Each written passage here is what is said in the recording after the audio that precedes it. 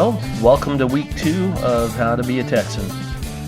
This is a weekly podcast that Kyle Kirkpatrick and I came up with to talk about all things Texas, really. So various topics about Texas, about Texans, or what it's like to grow up and live here in Texas. So I'm joined by my friend Mr. Kyle Kirkpatrick today, and we're going to be talking about why Texans are friendly, and also getting into what happens if you mess with Texas. Before we get into that, why don't you take a few minutes and kind of introduce yourself to the folk, Kyle? I know they met you last episode, but maybe they'd like to hear a little bit about you. I'm sure. It's not going to take a few minutes. Kyle Kirkpatrick, North Texan for life. Travel for work quite a bit, work in healthcare, but I've been here a long time with my wife and 3 kids who are teenagers and troublemakers. And we live out on a few acres, and we have some horses and cows and chickens, and I'm a beekeeper and all that. What about you, Kevin? Kevin Holder, native Texan, happily married for 25 years with 4 kids, 2 dogs, 2 horses, and sometimes a chicken or 2 hanging around the property. I think we stole one of yours. We happen to be blessed by the presence of your elder here, Andrew, who still doesn't have a mic on him, but you'll hear him randomly throughout, just cackling in. Professional podcaster extraordinaire. Yeah. So anyway, all right. So any opening comments about our sweet and sour No, episode? I think it sounds like some excellent topics. I mean, the whole thing about Texas being friendlier, I think we touched on that a little bit last week in the myths, so it'll be good to drill down into that a little bit more. Right. We got one example of what happens when Texas go unfriendly, kind of go off the chain a little bit. Oh yeah, don't mess with Texas. Right? Yeah, that whole don't mess with Texas, and we're gonna talk about an example of that. So anyway, let's get into it. Why are Texans perceived as friendly and hospitable? So I did find a couple articles. One was just about non-Texan perceptions. And some of them were just really, really funny quotes, and I thought I'd read a couple of those for you, Kevin. Are these generally positive perceptions, or no? They're kind of. You guys are a bunch of hillbillies. There's a little bit of that.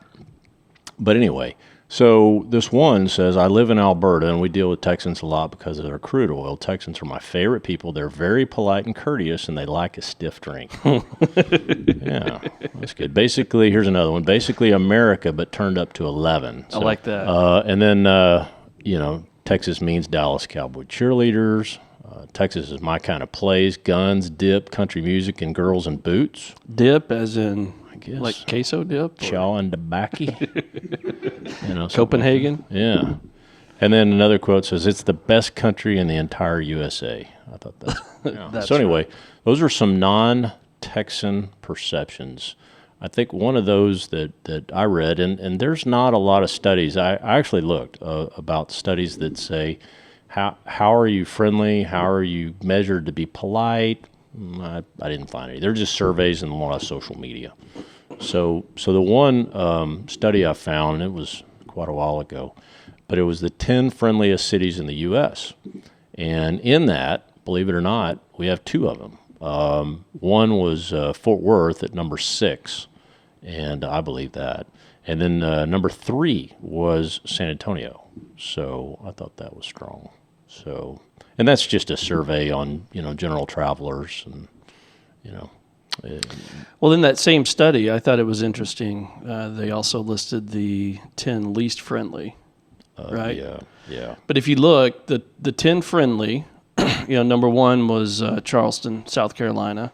Those are some fine people in South Carolina. Yep. Every single one was in the South, with the exception of Jackson Hole, Wyoming. Right. New Orleans, Jackson Hole. Well, Telluride, Colorado.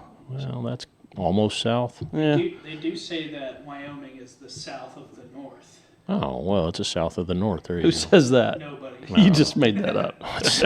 Sounded clever, though. So there are a couple of western states in there, so Colorado and Wyoming, but the rest are south. And then if you look at the 10 least friendly, the majority of those are in the Northeast. Yeah, but you get number 10, Miami. That's Miami. surprising. Yeah, I was a little Wilmington, surprised by that. Delaware, the Hamptons, New York, Los Angeles, Detroit, New Haven, Connecticut, Atlantic City, New Jersey, Hartford, Connecticut, Oakland, and number 1 is Newark. Newark. Sorry, Newark. Fine town. Clearly a pattern, though. Northeast and West Coast, unfriendly. Yeah. The South and Midwest, friendly. I don't know. I think That was it's my takeaway. I think it's a different kind of friendly.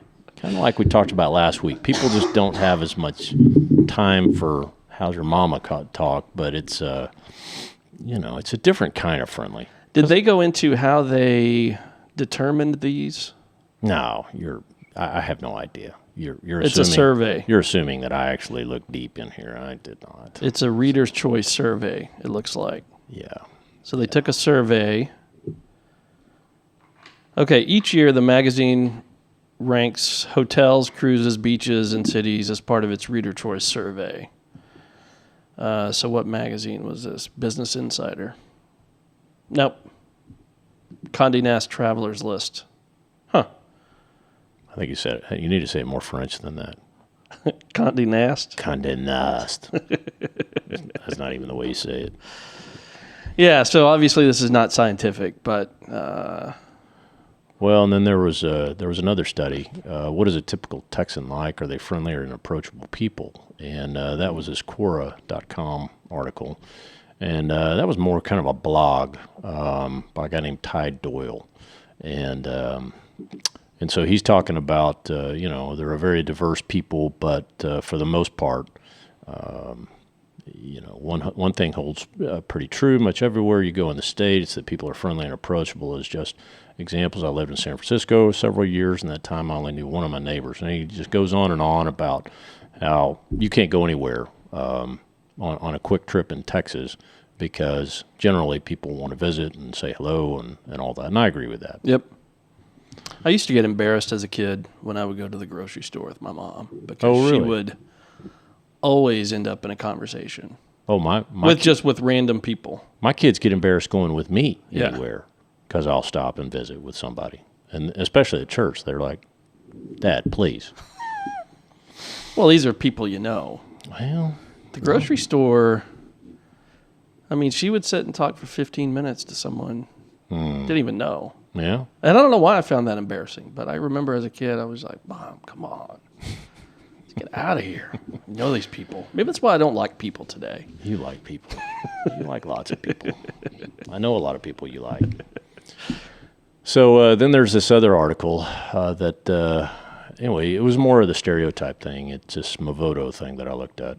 And it says, her fifth reason, 5 out of 10, stereotypes on Texans again. But Texans are still big on being friendly. A lot of states claim to be the friendliest, but Texans know that they claim that crown. Texas is called the friendly state after all, but it's well earned.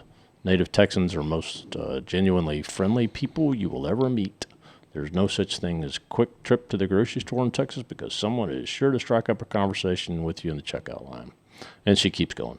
So, talking about waving and all this other stuff. So, again, I agree with that. So, the perception from non-Texans looking in is typically that we are a friendly, approachable people, and I agree with that.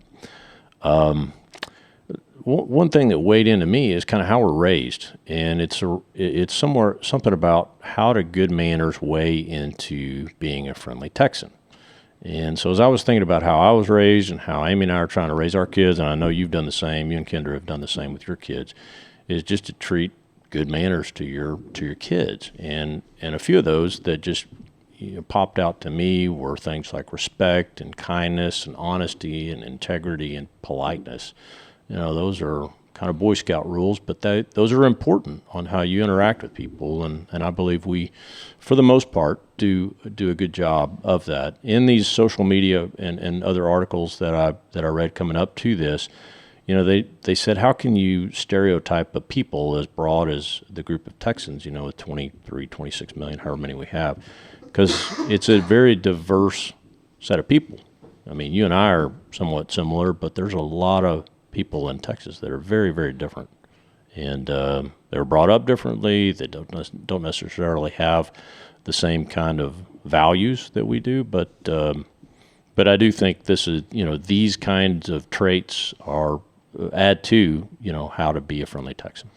But I wonder if it's, like you said earlier, more of a stylistic thing, And the reason why I come back to that is where we lived in Flower Mound before we moved out to Argyle, we were on a little corner of where two streets kind of came together. It wasn't a cul-de-sac, but just a small little circle there. And so we were friends with all of our neighbors, great people, friendly as you could be. We were the only native Texans.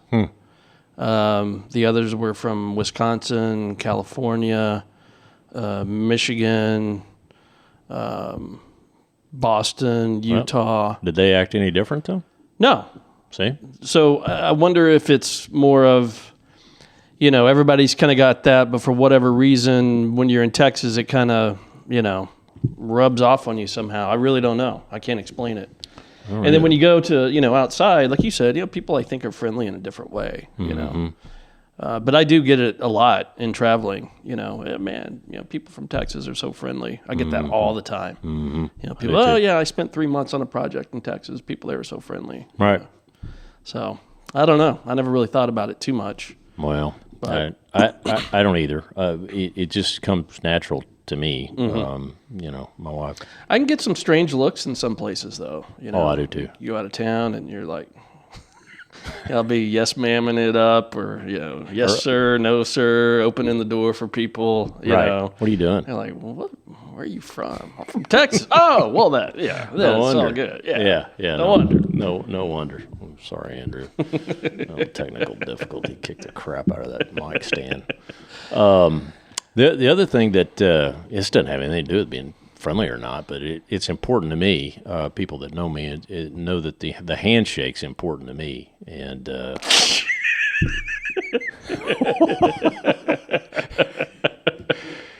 it is. I associate you with the full straight arm. Oh yeah. Well, we've been doing that for years, just goofing around. Straight arm shake. But no, there's something to the handshake, and I've taught my two 14-year-old twin boys that you come up to somebody, it's a firm handshake. You look them in the eye, and you greet them warmly, and with confidence. It's an art. It's an art. It's not a science. No, you got to know when to squeeze. You got to know when to let go without being awkward. Don't hold on too long. That is awkward. Don't be I hate the floppy hand. The floppy hand shake. Yeah, the limp noodle. Yeah. No. Yeah, Seinfeld has a great bit on this too. He goes into like the too close shake. Where like the bro shake? No, you just pull them in close. You don't let go. I think that's a Seinfeld bit. The Donald does something like that too. Have you seen his handshake? He'll be shaking your hand and then he'll like start. Oh yeah. I have seen that. Knock my foot over my hand. Such an aggressive shake. But yeah, it can be really awkward. Well, if you're not, you got to develop the muscle memory, I guess, to not be weird about it. But I've had people that work for me that have a freaking weird handshake. And really? Yeah. Oh, years. I'll make decisions on people whether to hire or not. That's. I'm not kidding. Yeah. So I know it's weird, but yeah. There's more to a person than their handshake. But hey, there's something. It can be weird. Yeah, but the bro shake, that's always weird too. Yeah, what's the bro shake? Well, you know how you go in for a shake and they come in for the hug? Oh yeah. Yeah, and then you're like in a shake hug. Yeah. That can be awkward, but. It can be great. There's a couple buddies that I do that. Yeah, I think I've bro shaked you before, but I don't want to right now. But I was at an event in California a while back, and there was a guy there I hadn't seen for a while. So he came up, and we just naturally bro shaked, as you call it. Yeah. And I heard someone, sitting at the table, some girl sitting at the table. They started laughing like, "Oh, the bro shake." Yeah. Well, are you making fun of us? It's very natural. It is natural. It's good to hug. But it's not a tight hug. It's more of the, kind of. Well, I've been in both. Bounce off the chest. Pat on the back. That's like the football in pads bro shake, but not necessarily not a tender embrace. Tender embrace? No. Is that what you're saying? No, I'm saying there can be both, and they both can be awkward. Right. The football pad. They can both be awkward, but the football pad one cannot be awkward. No, that's cool. think the full bro tender embrace would always be awkward. I think and then- the football one can be awkward outside of football practice. Any Full on. yeah, anytime you expect just a handshake and it goes to any form of hug, it gets weird. It can. I'm saying it. I think it can. Oh, the other football thing that you would never take into the real world is the slap on the butt. Yeah, that's not okay. I've had that happen in business. No, I no have. way. I've had a guy who he was a super old school, and he slapped you on the butt. He did. And he's like, "Well, a boy," and Is that why you put that hashtag #MeToo on your on your Facebook a while back? No, it's been a while. Thank goodness. So anyway, see, we brought in football. So football's a big deal in Texas. See how we loop everything back in. Can't go through a conversation without hitting it. Yeah, but we ought to come back to the shake, because there's something. There is something to there. that. Yeah. And I'll tell you one thing else that struck. You ever had a shake that just turned into a full arm wrestle? No, thumb wrestle. Thumb wrestle. Yeah, with a 3-year-old. Yeah, no, not at all. Yeah, but me either. I was just checking. Yeah, well. All right, so the handshake's good. We'll come back to that at some point because that's good, clean fun there. Let me say one thing not to do as a Texan. My daughter Caroline, 16-year-old, she's junior high school. One of her friends. Here's one thing not to do. I don't care if you're Texan or anybody, but one of her best friends just got asked to prom via Snapchat. That's bogus. And she said no. She said no. She's like, dude, you need to man up and come ask me. Yeah. But plus, it was an awkward relationship to begin with, and this guy was super nerdy and not confident. But you can't do that. No, you can't. What drives me crazy lately, though, is the trend of making it basically an Instagram production to ask somebody to the prom. Or homecoming. Oh, yeah. Do you know what I'm talking about? Oh, yeah. No, you have to stage photos and stage the whole thing. So annoying. Yeah. That's ridiculous. I mean, I went to drop the girls off at school. I don't know when it was. Maybe before homecoming. I pull up, and there's this gigantic arch of balloons set up. Oh.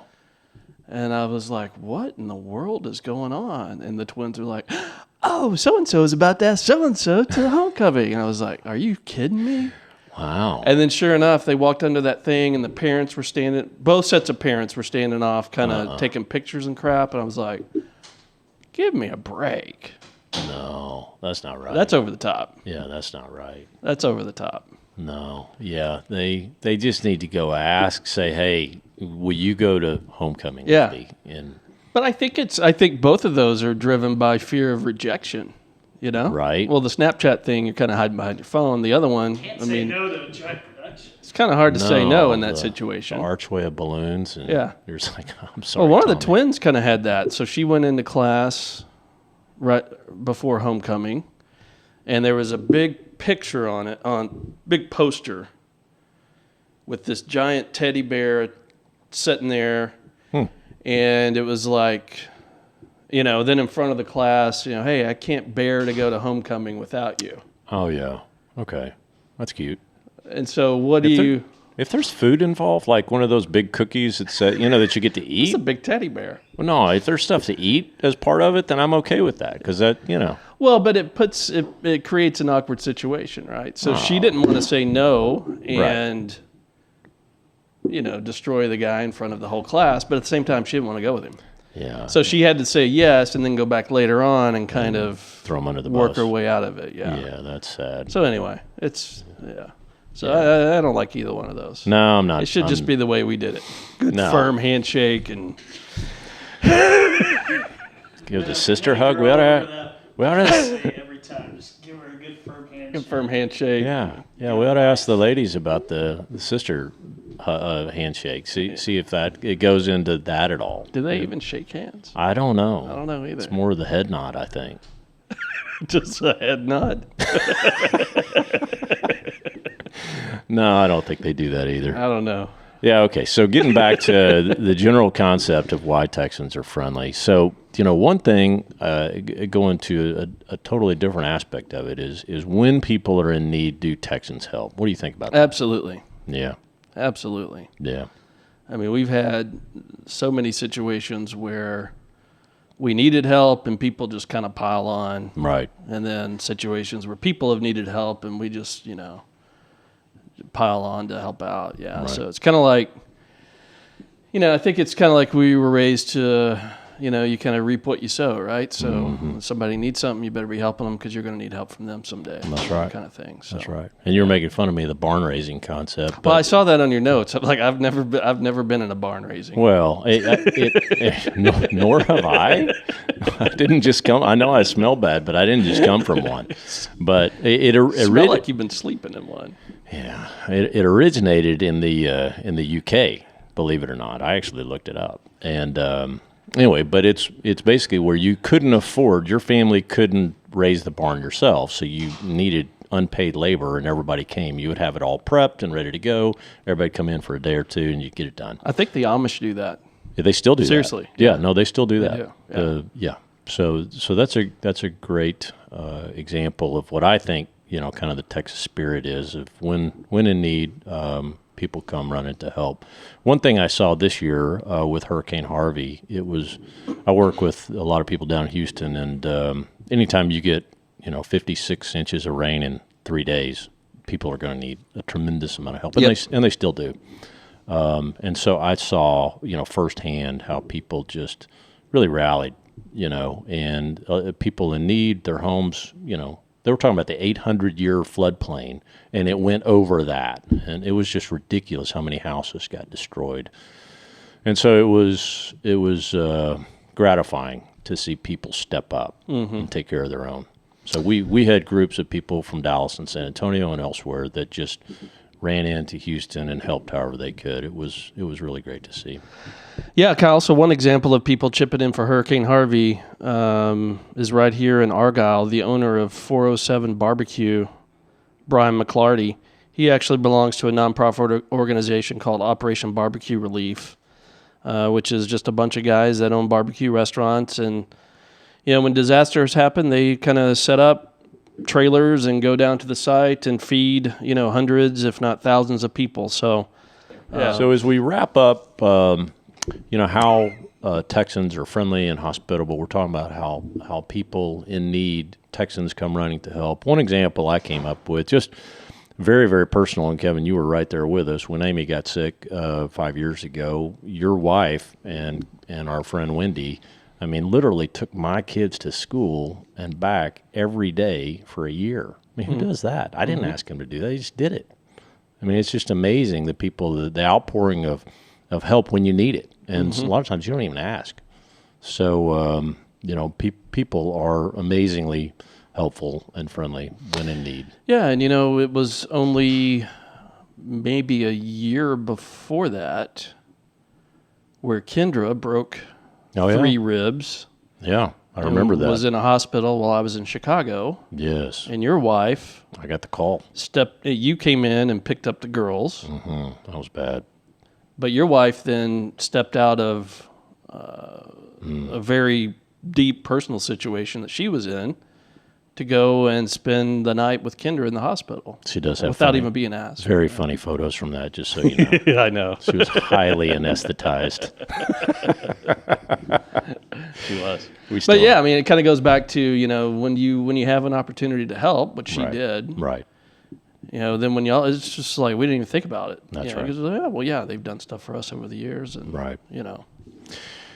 Right. All right. So what happens when you do Texas wrong? What happens when you slam Texas? When you mess with Texas? That's right. Don't mess with Texas. Back on your Movoto, number 5 was Texans. You had talked about number 5, right?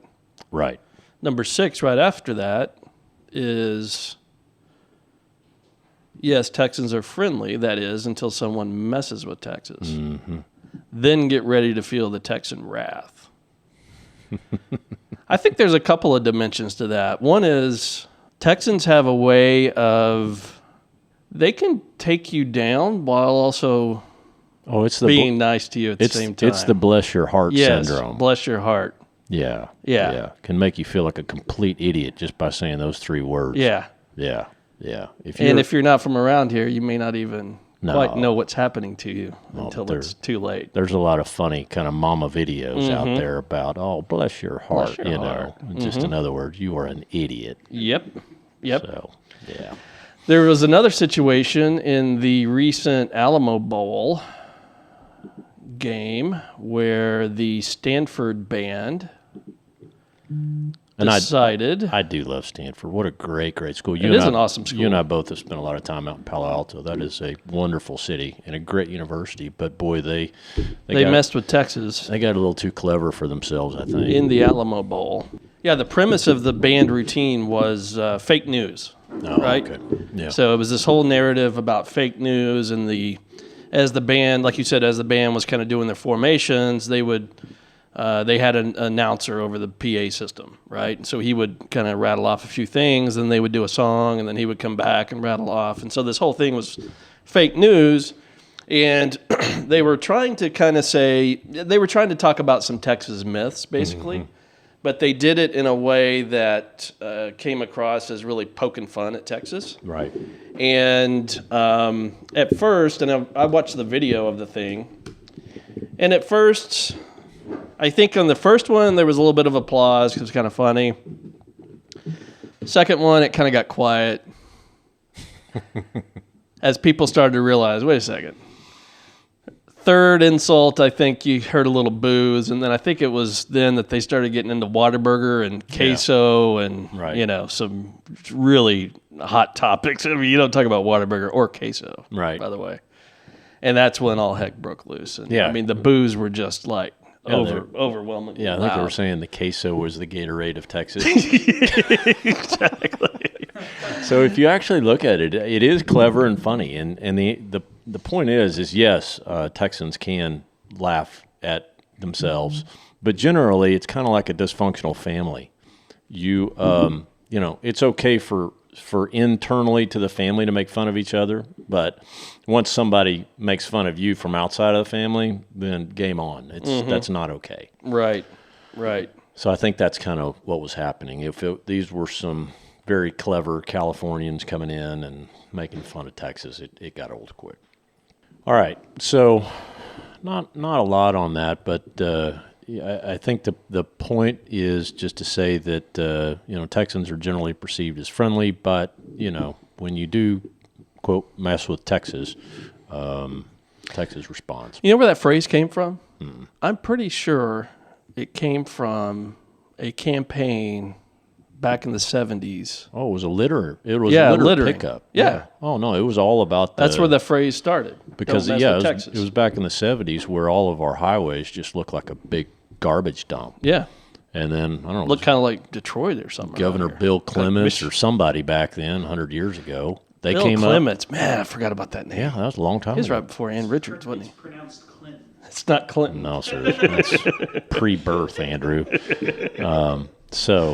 It may have been Clements that came up with this idea. And remember, all the trash cans were red, white, and blue, and said, "Don't mess with Texas." And anyway, it worked because we started taking great pride in making sure that our state was clean, and it was a great, just a great campaign, and I think it worked. And obviously, the logo stuck. Yep, sure did. Yeah. All right. So I think that's a good conversation today. We gave you, as Kevin and I are ADD, this was perfect for us because we're all over the place. We're talking about being friendly and don't mess with Texas and stuff that can kill you. So I think this was a fun conversation. So anyway, How to Be a Texan. We appreciate y'all listening, and would also appreciate if you give us some reviews and subscribe to our podcast, and we'll hopefully be able to give you some good fun listening material week after week. Adios. Adios, sucker.